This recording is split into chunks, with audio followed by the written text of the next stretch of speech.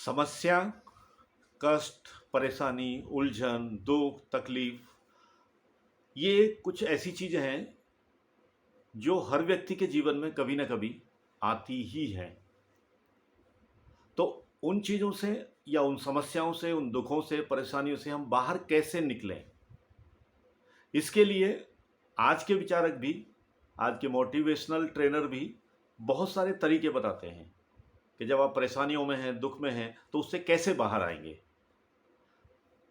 तो इसी टॉपिक को लेकर के आज मैं आपके सामने आया हूँ। 5-10 मिनट बात करते हैं, यही आज का विचार रहेगा। मेरा नाम धर्मवीर सिंह और आज का वीडियो शुरू करते हैं। आप सभी को नमस्कार। विपत्ति या परेशानियां हमारे सबके जीवन में कभी ना कभी कोई कष्ट लेकर के या कुछ ना कुछ आता ही रहता है। उस समय पर हमें क्या करना चाहिए, क्या नहीं करना चाहिए, किस तरह से उस समस्या से आगे निकलें, बाहर निकलें, उसमें कुछ ऐसी चीज़ें हैं जो या चीज़ें हैं या जो गुण हैं, वो हमारे अंदर यदि हैं, तो हम उन समस्याओं, विपत्तियों, कष्टों, परेशानियों से आसानी से बाहर निकल सकते हैं। आधुनिक युग में कुछ बहुत सारे आजकल तरीके आ रहे हैं कि इस तरह से निकलिए, लेकिन हमारे प्राचीन ऋषि मुनियों ने या प्राचीन आचार्यों ने भी इसके विषय में बहुत सारी बातें लिखी हुई हैं और उन्होंने बहुत सारे समाधान बताए हैं। तो हमारे पुराने आचार्यों में एक आचार्य तुलसी हुए हैं, जिन्हें हम तुलसीदास जी के नाम से जानते हैं, जिन्होंने एक बहुत ही उत्तम ग्रंथ रामचरितमानस की रचना की है। उन्होंने भी अपनी रचना में इस परिस्थिति के बारे में कुछ ऐसी चीज़ें बताई हैं कि अगर आप उनका पालन करते हैं तो आप उन चीज़ों से बाहर आ सकते हैं। तो आचार्य तुलसी ने हमें 7 तरीके बताए हैं कि यदि आपके अंदर ये 7 सद्गुण हैं तो आप किसी भी परेशानी, किसी भी कष्ट, किसी भी उलझन से आसानी से बाहर निकल सकते हैं। तो उन्होंने क्या लिखा है? तुलसी साथी विपत के, विद्या विनय विवेक। तुलसी साथी विपत के, विद्या विनय विवेक, साहस सुकृत सत्यव्रत और राम भरोसो एक। ये 7 चीज़ें हैं। यदि एक व्यक्ति इनको अपनाता है, ये गुण, ये सद्गुण उस व्यक्ति के अंदर होते हैं, तो वो अपनी समस्याओं से आसानी से निकल सकता है। तो एक एक चीज़ की बात करेंगे। उन्होंने 7 चीज़ें बताई हैं। तुलसी साथी विपत्त के, विद्या विनय विवेक। सबसे पहली चीज़ क्या है? विद्या। यानी आप विद्यावान हैं, ज्ञानवान हैं। अगर आपके अंदर भरपूर नॉलेज है तो कोई भी समस्या आएगी तो आप उससे बाहर निकल सकते हैं आसानी से। आपको बहुत ज़्यादा परेशानी नहीं होगी, क्योंकि आपको उन चीज़ों से निकलने का ज्ञान आता है। जैसे अभिमन्यु को चक्रव्यूह तोड़ने का ज्ञान नहीं था तो वो उसके अंदर फंस गया। अगर वहीं पर अर्जुन होते तो शायद परिणाम कुछ और होता है, क्योंकि अर्जुन को चक्रव्यूह तोड़ने की विद्या यानी ज्ञान था। दूसरी चीज, ऐसे समय में, विपत्ति के समय में, एक तो विद्या या ज्ञान आपका या नॉलेज आपकी वो बहुत काम करती है। इसलिए किसी भी नॉलेज को हमें कमतर नहीं समझना चाहिए और हर क्षेत्र की कोई ना कोई नॉलेज, जो भी नॉलेज है, हमें वो लेते रहना चाहिए। उससे हमें घबराना नहीं चाहिए कि मेरी नॉलेज ये किस काम की है तो मैं इसको लेके क्या करूँगा। नहीं, वो नॉलेज जीवन में कभी ना कभी वो ज्ञान आपके काम आ सकता है। इसलिए ज्ञान लेने से, विद्या अर्जित करने से घबराइए मत। तो सबसे पहले विद्या। दूसरा विनय। विनय का मतलब होता है नम्रता, सॉफ्टनेस।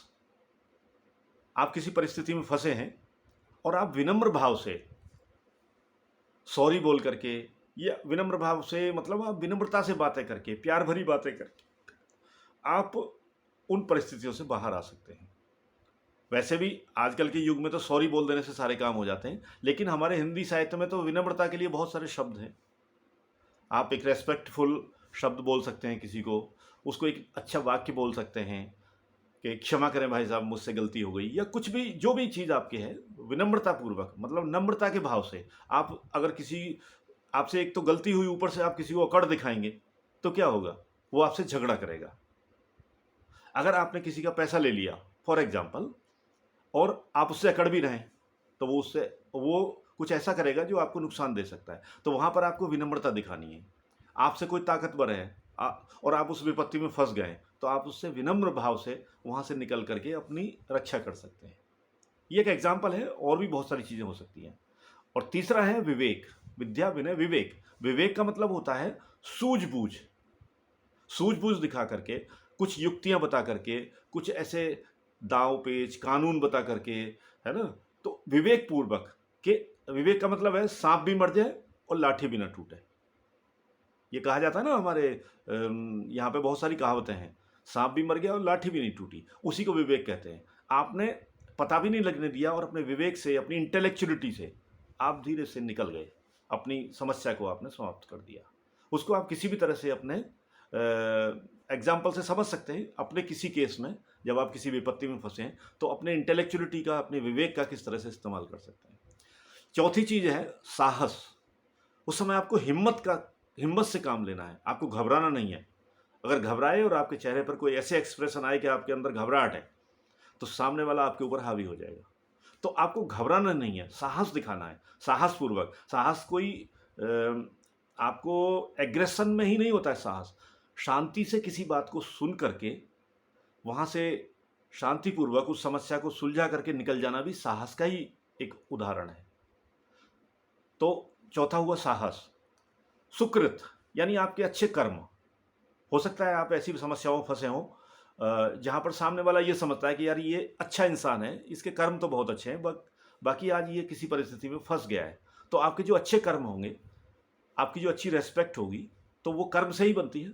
तो उस अच्छे कर्म के बहाने से आपको वो व्यक्ति, सामने वाला, क्षमा कर सकता है कि चलो भला आदमी है, कोई बात नहीं, इससे कोई गलती हो गई तो छोड़ दो, या इसने कुछ ऐसा कर दिया है जो अक्षम्य है, लेकिन ठीक है, चलो एक बार उसको क्षमा कर देते हैं।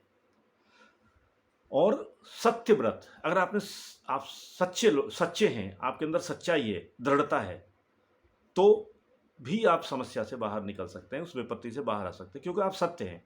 तो सत्य का कभी ना कभी आपका, जो 4 लोग अगर सुन रहे होंगे उस समस्या को लेकर के आ रहे होंगे, तो आपके पक्ष में ही लोग बात करेंगे अगर आप सच्चे हैं। क्योंकि सत्य कहीं ना कहीं लोगों की समझ में आता है कि हाँ, ये सच बोल रहा है, ये झूठ बोल रहा है। एक सामान्य ज्ञान की बात है, ये सामान्य चीज़ें हैं कि व्यक्ति आपकी सच्चाई को पहचान लेगा। बहुत सारे लोग होंगे, कोई बुजुर्ग होगा उसके अंदर, कोई कुछ होगा, तो वो कहेगा कि नहीं, ये व्यक्ति सच बोल रहा है। कभी कभी दिल से आवाज़ आ जाती है कि सामने वाले को समझ में आ जाता है कि चल ये सच बोल रहा है। तो सत्यता पर रहें आप, झूठ ना बोले। झूठ में क्या होता है कि आप 2-4 बातें इधर की करोगे, उधर करोगे, फिर आपके स्टेटमेंट बदलेंगे, तो क्या होगा कि वो झूठ पकड़ में आ जाएगा। इसलिए आपको सत्य बात पर रहना है। जो आपने एक बार कही, जो जैसा है, जैसी परिस्थिति है, उसको सत्य करना है, सत्य कहना है, यानी सत्य के ऊपर आपको रहना है। 6 हो गए। और सबसे इंपॉर्टेंट, जिसको हम सब लोग मानते भी हैं, वो क्या है? राम भरोसो एक, भगवान का भरोसा। जब ये सब काम नहीं करते हैं आपके, तो फिर भगवान पर भरोसा करके उसे छोड़ देना चाहिए। ये मेरे सामने, मेरे जीवन में भी कई बार ऐसी घटनाएं हुई कि जब मेरा कोई बस नहीं चला, मैंने सारे ये सब गुण अपना करके देख लिए, लेकिन उसके बाद भी जब नहीं हुआ कोई समाधान, तो मैंने भगवान के भरोसे छोड़ा और भगवान से प्रार्थना की, अब आपके सामने है, आपके हवाले है, जो चीज़ है आप देखिएगा। तो भरोसा था कि भगवान कुछ ना कुछ करेंगे, कोई बात नहीं। और 1 महीने 2 महीने बाद कुछ अच्छा फल मिला मुझे।